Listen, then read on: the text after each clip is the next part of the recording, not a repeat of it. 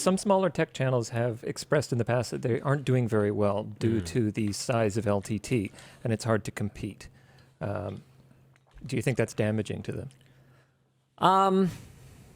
Well, what do you want? Do you want me to like not make the best content we can make? What is it about our size that's problematic, I guess would be my question. Because if anything, our size has felt like rising tide. That we have legitimized a lot of the forms of monetization that smaller creators take for granted, that didn't exist, or that were a source of huge audience blowback back when we first started doing it. We broke ground on ad spots. We have legitimized advertising in the tech YouTuber space. You're welcome.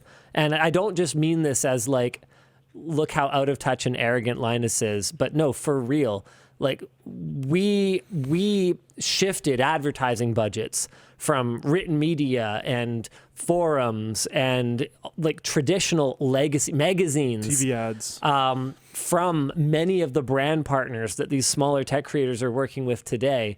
We fought through that, getting it reallocated to YouTube, and everyone now gets to enjoy the fruit of that. We weren't the only ones, not even a little bit, but we were very much the tip of the spear. I'm not going to apologize for any of that, because a lot of that rising tides thing that Luke was talking about, a lot of that ecosystem simply doesn't exist or would have taken longer, or wouldn't be as mature if we hadn't taken been brutalized by the audience for a lot of the things that we've done that are now just accepted as common practice. Because no, I don't think they were bad. I think they were fine. I think people just weren't used to it. So I'm not gonna apologize for killing it over the years. I think that in some ways it's easier than ever to break out on YouTube, to be discovered. In some ways it's harder. I've talked about how I think it's harder to become a mega-sized channel, and yes. Mr. Who's the Boss is the only evidence I've seen in recent years that you can even still do it at all. But absolutely did it. But I would also like to point out that we've become a very big ship, and we've become kind of difficult to steer. And that's one of the things that we're trying to address, is because it can be a competitive disadvantage for us to be a jack of all trades, master of none sometimes. And when something breaking happens, who's the first one on top of it? Is it the one person band creators that are like, I see this now and I am going to pick up my phone and go now? Are they the ones who are able to jump on top of highly topical trends? Or is it us, where we have to go and have a meeting about our production schedule and our release schedule and the availability of our shooting team? Or to be topical for this show, the ethics of potentially covering that topic. We also we are a large company with people that have scheduled hours. So like, people don't work weekends. What if something happens on a weekend? We simply cannot. What if something happens deal with it on a late night on a WAN show?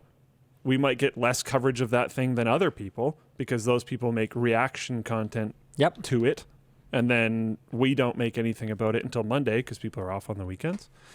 It's, I don't know. Sir Benny on Twitch says, I believe using the excuse of look at the advantage of the competition instead of thinking, what could I improve, isn't exactly productive. What are we supposed to improve? Well, no, I think this is from the other side. Okay. Yeah. Yes, we have an advantage, but are you going to say we didn't fight for it? I mean, of course we did. And we got a little lucky. Right place, right time, for sure. Yep. But we also fought tooth and nail for every part of it. So I can attest to that. I'm never gonna apologize for succeeding. I'm never gonna try to do anything other than my best. I would also argue that we absolutely feel the ups and downs of the platform as well. And I think this is specifically targeting, it says in here, smaller channels. So it's possible that there's a line, right, of like, this is the line of acceptable dip. Like if we dip below a certain line and stay down there, we can't survive. Yep. Everybody's going to have that. If you're at a smaller channel, that line might be a lot higher because you're like average. It's more difficult to survive. And when those dips happen, they might feel a lot more intense because that line is higher, and that sucks. But we've also taken a lot of risks along the way. We've increased the minimum threshold by hiring so many people, by aggressively reinvesting in content, to the point where, again, I'm not gonna apologize for it. We have to go hard, because if we don't go hard, we die.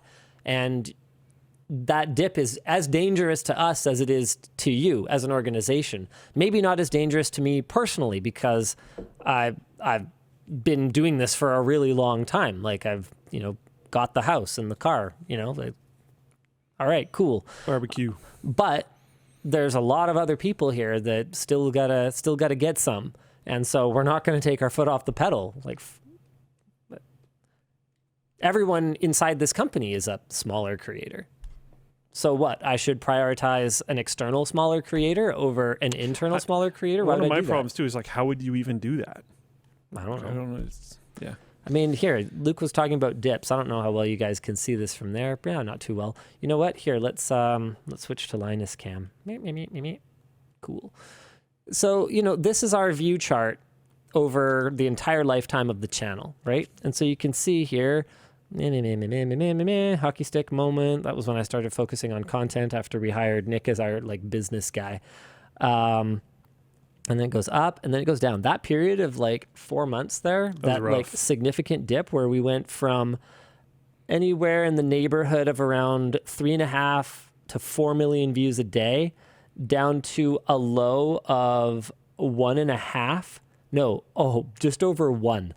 I think that was over a span of about 4 months. Yeah, it was about 3 months. Terrifying. I thought that was it. I thought that was us succumbing to the curve. Is what I call the rise and fall of every online creator.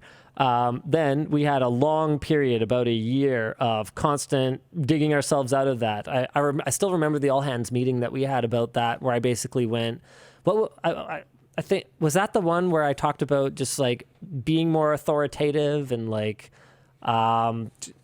being more focused and something. Anyway, we called an all hands meeting and basically talked about how we need to do something. We have to change, and we need to start changing things immediately. For today's upload, we need to start changing things. I think that was I can't remember, because here's the thing, I can't remember this meeting because we've gone through this. So here's a big dip. Then we recovered. Then we had another 2-month small dip where we went from 4 million views a day down to 2 and a little bit.